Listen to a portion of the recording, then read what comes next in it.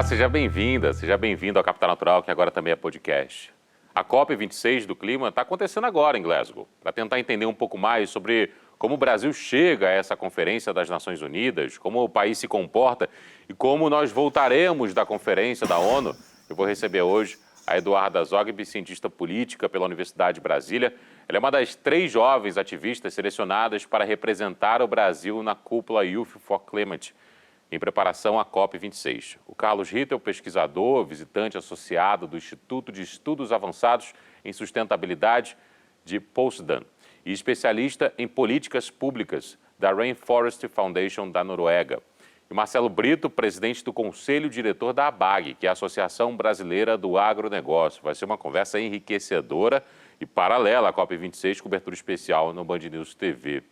Sejam bem-vindos, bem-vinda, Eduarda. Eu começo por você, pedindo para você contar um pouco da sua trajetória e falar um pouco sobre o papel do jovem nessa discussão sobre mudanças climáticas também. Claro, bom dia a todos, muito obrigada pelo convite de estar aqui hoje. Bom, em relação ao papel do jovem, né, na questão climática e também da minha trajetória, eu comecei muito nova, com 12 anos, me interessando no tema, e foi muito por conta da minha escola, né? Naquela época, eu acho que eu estava na 6ª série, e uma professora minha me passou o vídeo do Al Gore, Uma Verdade Inconveniente, que foi a primeira vez que eu tive exposição ao tema, e fiquei realmente em choque como a gente não estava tratando mesmo, né, da questão climática nas escolas, dentro de casa, enfim. Mas eu acho que a minha participação mesmo como ativista climática começou mesmo na faculdade, quando eu entrei no Engajamundo, que é uma ONG criada por jovens para jovens que trabalham com diversos temas, dentre eles a questão climática. E através do Engajamundo eu tive a oportunidade de ir para uma COP, né? Em 2016 eu fui para Marrakech, na COP22, e desde então eu vejo que a participação do jovem no processo, né, das COPs tem sido cada vez maior. Então tem um interesse tanto dos governos quanto do próprio secretariado da ONU de trazer mesmo a voz da juventude para esses espaços. E hoje a gente vê, né, por mais que a Greta tenha virado um símbolo muito importante de ativismo, né, da juventude nesses processos, os jovens brasileiros têm participado ativamente desde sempre, desde 2012, especialmente com a Rio+20, que foi quando o Engajamundo foi criado. A gente tenta buscar mesmo ter maior representatividade nesses espaços. Quer dizer, Eduardo, a Greta Thunberg, ativista sueca, indicada ao Nobel, ela não é um caso isolado, existe toda uma discussão pautada aí já há muito tempo pelos jovens, né? Exatamente, assim, eu acho interessante porque a Greta chegou num momento em que a gente tem acesso à tecnologia, em que fica muito mais fácil você fazer um protesto, fazer um tipo de mobilização online e chamar jovens no mundo todo, né? Eu penso quando eu comecei com 12 anos, em que não tinha smartphone, não tinha celular, a gente, né, na 6ª série também não tinha acesso a um computador, por exemplo, né, assim, para poder se mobilizar. E hoje eu vejo como as coisas estão mudando e como antes nós jovens, né, tínhamos que, eu acho que assim, trabalhar várias formas e pensar como que a gente poderia realmente se reunir e se juntar pelo mesmo propósito. E eu acho que, assim, dentro do Brasil, a gente é realmente visto como uma juventude que sempre foi muito engajada historicamente nesses processos. E eu sempre menciono o Engajamundo porque foi justamente uma organização que, desde que foi fundada, buscou mesmo ter esses espaços para a própria delegação, né, brasileira, e realmente estar presente nas discussões e podendo falar também tanto em termos de representar politicamente, mas também quais são os pedidos dos jovens em relação ao Brasil, o que precisamos fazer diferente, como que podemos mudar e como que o jovem pode fazer parte do processo de decisão. Bacana. Eduarda citou o papel do Brasil na COP26, especialmente dos jovens e como os jovens são importantes para essa decisão. E há também uma outra questão, uma outra discussão do Brasil dentro da COP26, que é a produção agrícola. E eu queria dar as boas-vindas ao Marcelo. Marcelo, como é que produção agrícola e sustentabilidade se casam nesse encontro da COP26? Bom, olá a todos, obrigado Pablo pelo convite, Eduarda, prazer estar aqui com você, Carlos, prazer em reconectar com você. Olha, agricultura e meio ambiente tem tudo a ver, Pablo, tá? A agricultura verdadeiramente sustentável é aquela que convive no dia a dia com o meio ambiente, porque esse é que complementa toda a parte de proteção. A nossa caixa d'água do agronegócio são as florestas, a proteção das nascentes de água são as florestas. Então vai ser uma discussão muito interessante. Nós estamos num processo ainda, eu diria, longe do ideal, mas muito mais próximo do que já estivemos anos passados. Sofremos reveses pesados nesses 3 anos, mas o Brasil tem duas boas histórias para contar e algumas outras histórias que nós teremos ainda que ser contada nos próximos anos. Vamos contar um pouco dessas histórias aqui dentro do Capital Natural. Antes das boas-vindas ao Carlos, o Carlos já participou algumas vezes do nosso programa, desde o Observatório do Clima, hoje em Potsdam, na Alemanha, fazendo estudos avançados aí em sustentabilidade. Seja bem-vindo, Carlos, como vai? Como vai, Pablo? É um prazer estar aqui com você, com todos que nos assistem, com a Eduardo e o Marcelo. De que forma a sua trajetória, Carlos, fica mais próxima à COP26 estando na Europa? Olha, a Europa esse ano, 2021, passou por eleições importantes. Aqui mesmo, no país onde eu resido hoje, na Alemanha, foi um país que foi profundamente afetado por impactos das mudanças climáticas, chuvas torrenciais muito fortes, levaram à morte de muitas pessoas, a muitos impactos em várias regiões aqui da Alemanha. Então, as eleições elas tiveram como um dos temas principais no topo das prioridades para o eleitor alemão a questão das mudanças climáticas, o enfrentamento do desafio das mudanças climáticas, a redução de emissões, as estratégias para se adaptar a um clima cada vez mais hostil. E isso aconteceu em outros países também, né? Está acontecendo em outros países da Europa. A Europa assumiu esse ano um compromisso maior de redução das suas emissões em relação àquilo que tinha apresentado em 2015. E a própria presidência da Comissão Europeia, a presidente, a Ursula von der Leyen, ela foi eleita com uma plataforma que tinha como prioridade número 1 a agenda de clima. Isso muito em função,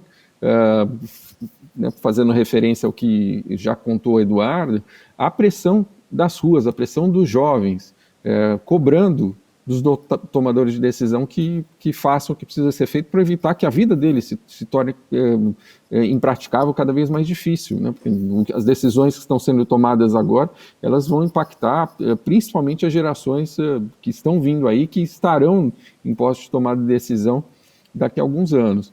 Então, a COP será realizada aqui, embora num país que deixou a comunidade europeia, no Reino Unido, será realizada aqui, então existe uma expectativa muito grande de participação forte, não apenas de governos de países da Europa, mas também da sociedade civil europeia nessa conferência. Infelizmente, em função da pandemia, a gente tem a dificuldade de representantes de muitos países em desenvolvimento, onde a vacinação não avançou muito, estarem presentes num contingente maior de pessoas, né? Mas haverá muita mobilização aqui da sociedade civil na sua participação na conferência. Legal o Carlos ter citado a mudança política na Alemanha, o Partido Verde, a mudança de governo, saída de Angela Merkel, chanceler, formação de um novo governo, a Ursula von der Leyen na Comissão Europeia também, que veio pautada pela questão climática, porque eu quero saber de você, Eduarda, um pouco sobre as demandas dos jovens, se elas estão de alguma forma sendo contempladas nessa COP26, se elas estão sendo atendidas, de que forma. E aí, pelo fato de o Carlos ter citado a Úrsula também, eu queria que você fizesse um recorte das mulheres, o papel das mulheres nessa discussão climática.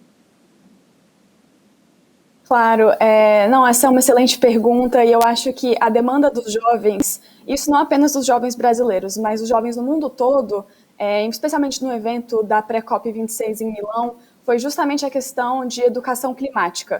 Isso sempre esteve na pauta dos grupos de juventude presentes nas COPs, mas eu vejo que esse ano vai ser uma coisa que vai ser muito forte abordada durante o evento, especialmente porque foi fechado, né, um documento base que foi entregue aos ministros nos últimos dias do evento, e nele a gente colocou que é extremamente importante que todas as NDCs, que são as contribuições nacionalmente determinadas dentro do Acordo de Paris, mencionem a importância da educação ambiental. Isso também envolvendo com que, em termos nacionais, seja colocado dentro dos currículos escolares, não como uma matéria, né, de mudança climática, mas como algo obrigatório que seja transversal a todas as matérias que a gente aprende. Isso é extremamente importante, porque se você parar para pensar, nós todos jovens, né, como o Carlos falou, vamos ser as pessoas que vão ser impactadas pelas mudanças climáticas, então é muito importante que a gente, desde cedo, aprenda nas escolas como que a gente pode, né, lidar com esse problema, encontrar soluções, como a gente pode entender a mudança climática nos seus aspectos físicos, nos seus aspectos políticos e econômicos. Então, a educação climática é uma prioridade. E é interessante que o governo britânico está muito interessado nesse tema, inclusive vai ter um dia dedicado em que ministros da educação foram convidados para o evento justamente para debater essa questão. Agora, em termos da questão de gênero, eu gosto muito desse tema porque eu trabalho na área do setor energético. E é um dos setores em que a gente mais vê que tem uma predominância realmente de homens. E é muito importante a gente ter mulheres, né, nesses espaços, porque precisamos mulheres não só presentes, mas também mulheres em posições de liderança, né? Especialmente porque as mulheres elas trazem conhecimentos que às vezes são mais técnicos do que os homens. A gente vive em um mundo em que as mulheres precisam se especializar ainda mais, e mundialmente a porcentagem de mulheres que têm pós-graduações e que têm doutorados é maior do que a porcentagem de homens, porque a gente realmente, né, para conseguir entrar no mercado de trabalho, a gente muitas vezes tem que se mostrar mais capacitadas. Então, eu acho que é muito importante, a gente tem visto já essa liderança de várias mulheres nas negociações climáticas há muitos anos, como a Isabela Teixeira, a Thelma Krug também, do IPCC, que representa o Brasil lá. Então, são pessoas que servem como inspirações para mulheres como eu, que um dia podem assumir essas posições. Então, precisamos que elas estejam lá. Isabela, que inclusive participou há pouco tempo aqui do Capital Natural, ex-ministra do Meio Ambiente. Marcelo, você estava falando que o Brasil tem algumas boas histórias a contar e algumas responsabilidades a adotar durante essa COP26. Uma das questões envolvendo a COP26 é a atualização do Acordo de Paris. Como é que essa atualização do Acordo de Paris, na sua opinião, pode impactar o agronegócio brasileiro? Pablo, essa COP ela tem diversos pontos que são muito importantes, tá? Eu acho que o primeiro deles é o restabelecimento da credibilidade internacional das negociações climáticas, que foram bastante prejudicadas com o fim de Quioto, que foram afetadas pelas promessas feitas pelos países envolvidos e não cumpridas, tá? Eu vejo com bastante otimismo o restabelecimento dessa credibilidade como um marco inicial de uma nova frente das negociações entre os países para mudanças climáticas, tá? Sob o ponto de vista do Brasil, como eu te falei, nós temos boas notícias e más notícias, tá? Sob o ponto de vista do setor de alimentos, quando a gente passa uma crise como agora, tá, de desequilíbrio entre oferta e demanda, causada pela pandemia, que os preços explodem no mundo afora, a gente vê qual que é o impacto da falta de alimentos ou da falta de acesso a alimentos, qual a tragédia que provoca sobre a população. Então, a produção de alimento no mundo, ela tem alguns desafios. E quais são um deles? É produzir cada vez mais, de forma mais barata e de forma mais sustentável. Tá? Então, são desafios que nem sempre são fáceis de colocar os três ao mesmo tempo. Quando a gente olha a agricultura no Brasil e você soma todos os produtos agrícolas, todos os produtos da pecuária, soma tudo e divide pela área de produção, de 1991 até 2020, o Brasil, através de aplicação de tecnologia, aumentou em 250% a produtividade por hectare. É o maior aumento de produtividade em alimentos em qualquer país do mundo, tá? Por outro lado, se a gente pega esse mesmo período e olha que isso é um estudo muito interessante do IPAM, a gente olha as áreas desmatadas ilegalmente em áreas públicas da Amazônia Legal, áreas públicas, tá? Então isso é 100% ilegal mesmo, não tem discussão nenhuma. 75% delas viraram pastos e representaram uma emissão de 10 bilhões de gigatons de CO2 equivalente, o que é quase 5 anos de emissões no Brasil. Tá? Então, se por um lado nós temos essa boa notícia de aumento de tecnologia, de aumento de produtividade, de mais gente engajada em agricultura de baixo carbono, por outro lado, a gente tem uma questão de ilegalidade, de criminalidade, de falta de aplicação das leis brasileiras, de implementação do Código Florestal, que é muito difícil. E até por isso, Pablo, eu vejo que isso ganhou uma importância tão grande que quando você olha para a COP desse ano, provavelmente nós temos aqui o maior número de CEOs e presidentes de empresas privadas do Brasil ou com negócios do Brasil na história das COPs. Gente do agro, da energia, da construção, da mineração, de serviços, de todos os setores. E por que isso? Porque enxergaram a importância desse tema e começou a bater no bolso. E bate no bolso através do investidor, através do ESG, e através dos consumidores e de uma série de outras pressões. Por outro lado, você vê também aqui na COP uma presença maciça dos governadores dos estados brasileiros. Ou seja, é o poder subnacional presente aqui, de forma inédita, organizada através de consórcios, governadores da oposição e da situação. E por que você enxerga isso? Porque não existe vácuo de poder, não existe espaço vazio no poder. Então, esse espaço que o governo federal deixou nas importantes negociações climáticas mundiais está sendo ocupado pelos governos subnacionais.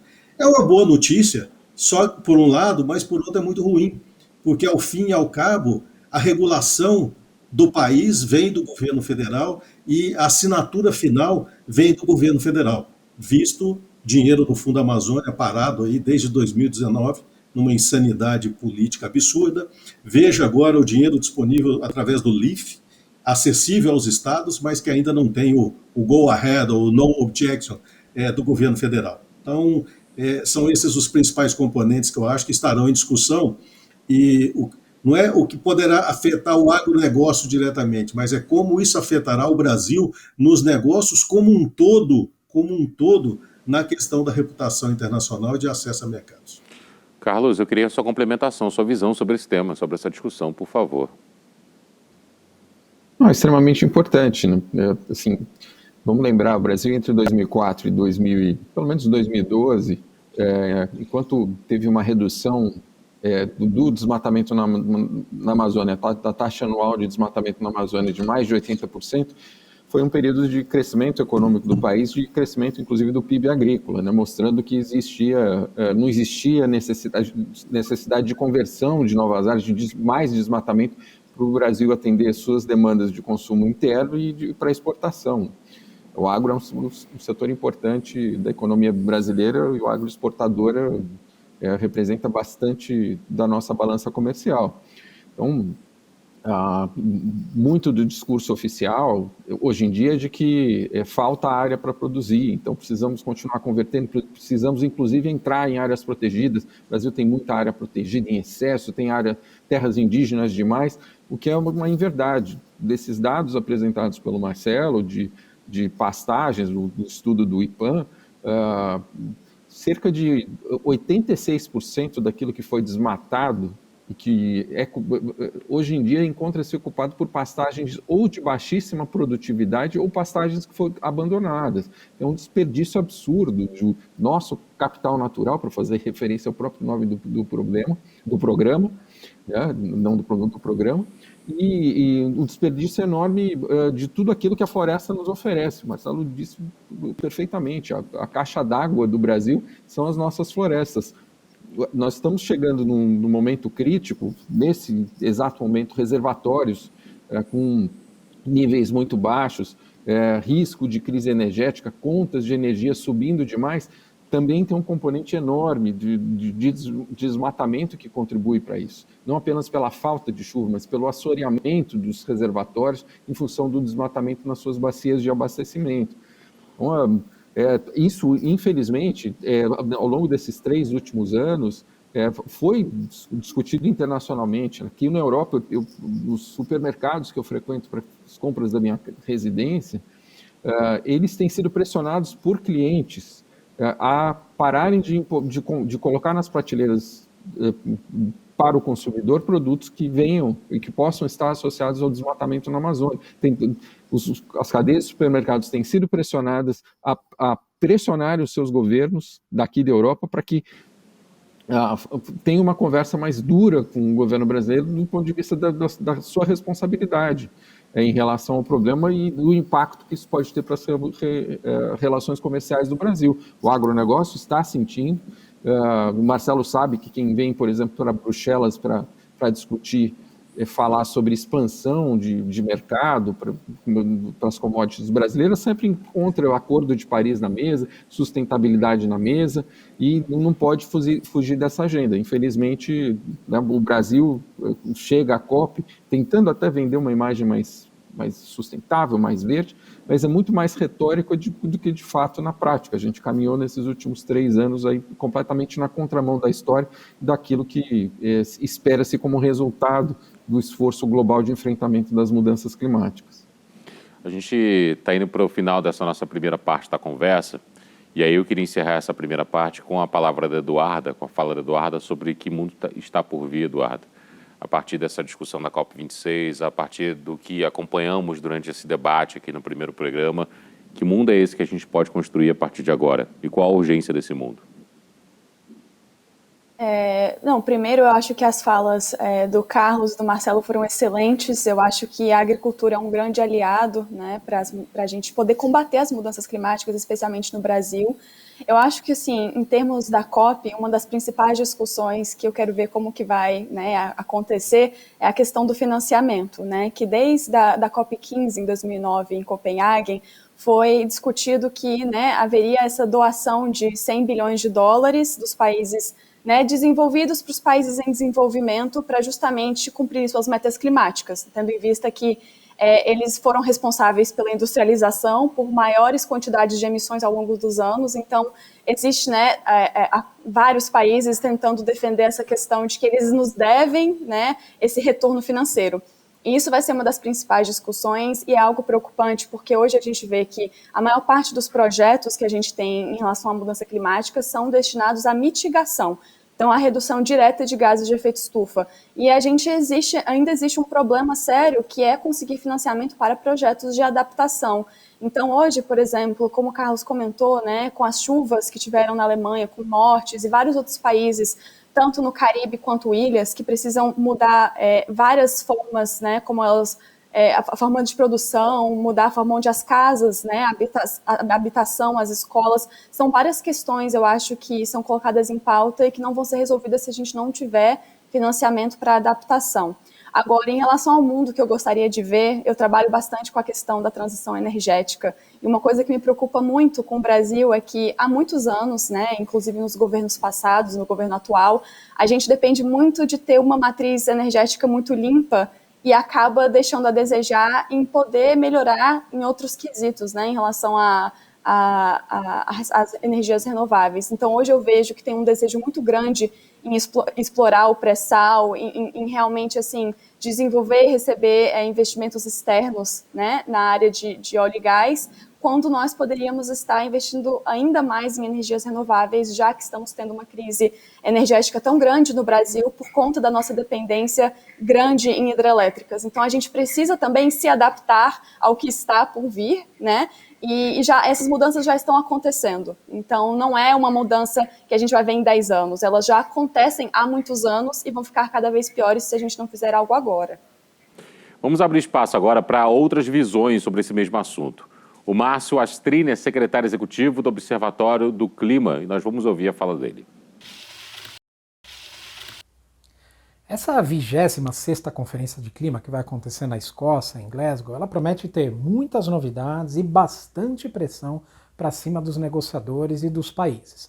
A novidade principalmente fica concentrada na volta dos Estados Unidos para o Acordo de Paris. Os Estados Unidos que ficaram fora das negociações de clima durante o governo Trump e voltam agora na administração Biden. Isso é extremamente importante para essas negociações de clima, porque é o segundo maior emissor de gás de efeito estufa da atualidade, perde só para a China, e historicamente é o país que mais contribuiu para o aquecimento do planeta. Nós vamos ter também uma outra situação bastante inusitada na conferência, que vai ser por conta da pandemia, da Covid. Tem muitos delegados, negociadores que estão chegando para a Escócia e que vão ter que cumprir quarentena para entrar no país, enquanto negociadores de outros países que não estão na lista vermelha do Reino Unido podem entrar livremente. Isso já vai causando um desconforto aí, porque cria, obviamente, uma desigualdade entre esses países, esses delegados, e isso pode se refletir ali na hora de se chegar a acordos. A gente vai ter também essa parte da pressão sobre os negociadores, sobre os países, para que eles entreguem muito mais do que vem fazendo e do que vem prometendo. Nós temos 3 relatórios que saíram recentemente que dão conta mais ou menos do tamanho da necessidade que se tem de chegar a acordos lá na Conferência de Clima. Primeiro relatório é o relatório do IPCC, dos cientistas da ONU, que dizem que a situação do clima no planeta é grave, é crítica, é urgente e todo o problema foi realmente causado por nós, pela ação humana. O segundo relatório diz como que os países estão lidando com a situação. E aí também mais uma má notícia. O relatório da Organização Mundial Meteorológica diz que mesmo durante a pandemia em 2020, cresceu a concentração de gases de efeito estufa no planeta.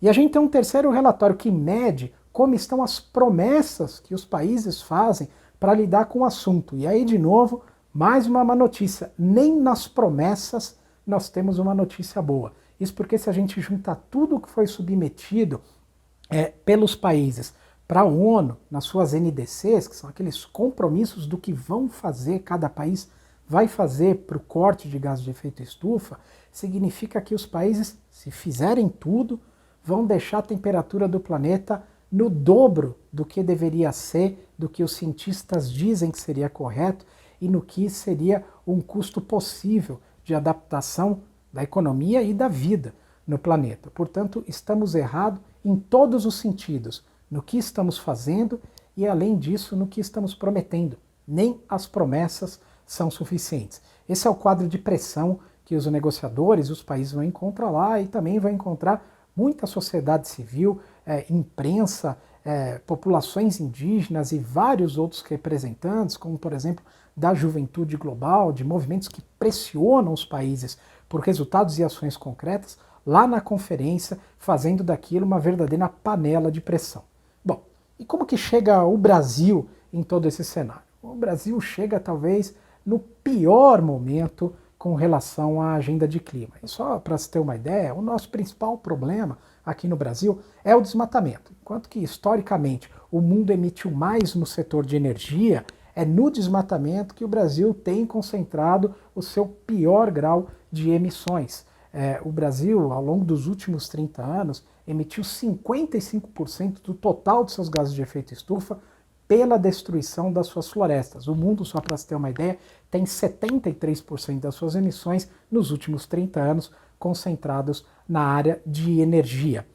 O Brasil também chega totalmente sem credibilidade, não só pelas ações que faz concretas na área ambiental, como esse caso do desmatamento, aumento dos incêndios florestais, aumento das invasões das áreas públicas, aumento de grilagem de terras, mas o Brasil também chega com falta de credibilidade porque a última proposta que submeteu para a ONU, suas promessas de corte de gases de efeito estufa, dizem, incrivelmente, que o Brasil irá emitir mais do que promessas que tinha feito há 5 anos atrás. Para nós, da sociedade civil, cabe uma missão, a missão de mostrar para o mundo que no Brasil ainda existem pessoas, setores e até mesmo governos locais comprometidos com a questão do meio ambiente, comprometidos com a questão de clima. Apesar da gente ter, nesse momento, um erro gigantesco de percurso no atual governo, o Brasil é muito maior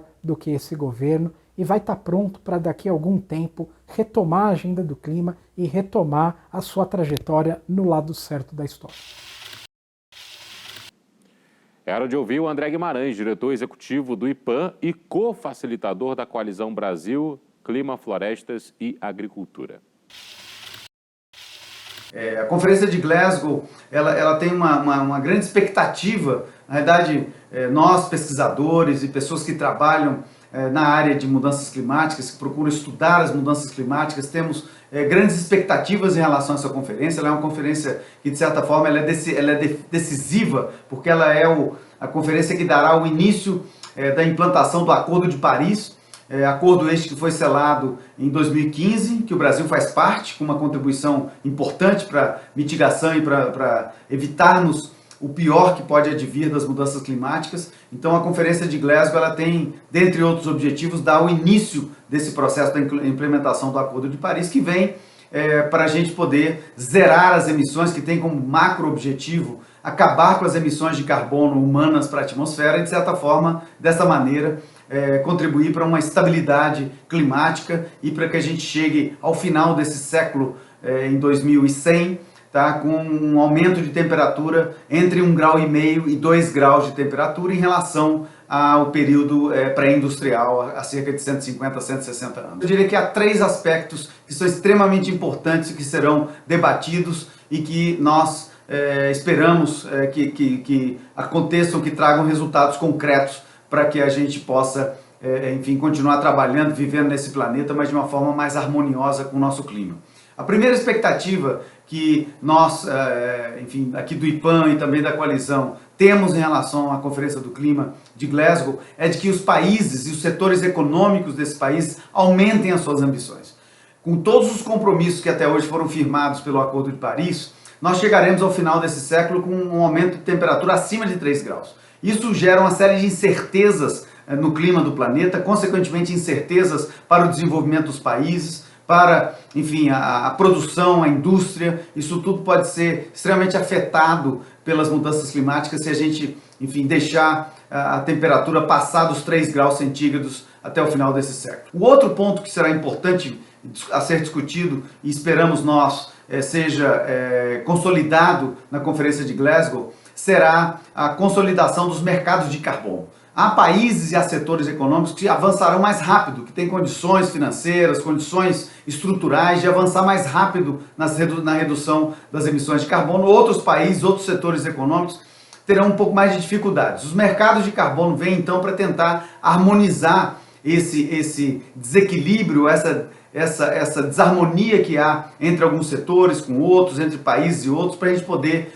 ter uma velocidade maior na redução das emissões de carbono. E o terceiro objetivo, a terceira expectativa que temos em relação à COP de Glasgow é a gente conseguir criar as ferramentas financeiras e técnicas para transferir recursos dos países desenvolvidos para aqueles países que ainda não têm uma capacidade de investimento suficiente e necessária para que a gente consiga, então, que todos os países do mundo possam entregar os seus resultados, os seus compromissos para com o Acordo de Paris e a gente então chegue a menos de 2 graus de aumento de temperatura até o final desse século. Então é importante que o Fundo Verde do Clima seja consolidado, o compromisso dos países desenvolvidos para com os países em desenvolvimento seja consolidado e recursos fluam para que os países em desenvolvimento possam atingir os seus objetivos de desenvolvimento com uma contribuição positiva para o clima. E que a gente, no dia seguinte à COP de Glasgow, possa começar a sonhar com a implementação do Acordo de Paris e que a gente consiga, então, desenhar um futuro para as próximas gerações que seja harmonioso